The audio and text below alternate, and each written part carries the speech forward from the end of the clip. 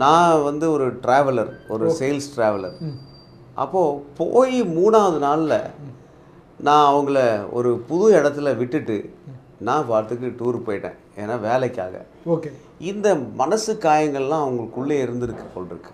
அதை வந்து சொல்ல முடியாது. ஓ, வெளியூர் போய் ஒரு 3 நாள் விட்டுட்டு நீங்கள் போயிட்டேன். ஓ, ஹனிமூன் முடிஞ்சு நேராக நாங்கள் வந்து வீட்டுக்கு போகிறோம். ஸோ அங்கே போகும்போது எனக்கு என்னென்னா, எனக்கு தெரிஞ்ச இடம் அவங்களுக்கு தெரியாது.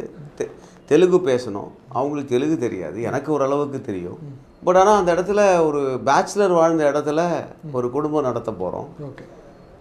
நிறைய ஒடிக்கால் அந்த இந்த காட்ஸு, ஸ்டவ் இதெல்லாம் நான் வாங்கியே வைக்கல, எனக்கு தெரியாது.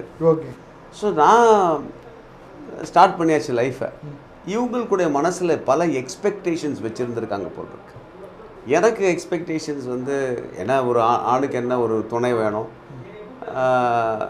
நல்லா இருக்கணும், சமைக்கணும், இன்னும் துணிகள்லாம் அன்றைக்கி வந்து வாஷிங் மிஷின்லாம் ரொம்ப கஷ்டமான அதெல்லாம் ரொம்ப எக்ஸ்பென்சிவான காலங்கள். அந்த டைமில் ஒரு வீட்டுக்கு ஒரு கூட ஒரு கம்பேனியன் வேணும். இதுக்கு மட்டும்தான் நமக்கு, அவ்வளோதான், அதுதான் அவனுடைய ஃபோக்கஸ்.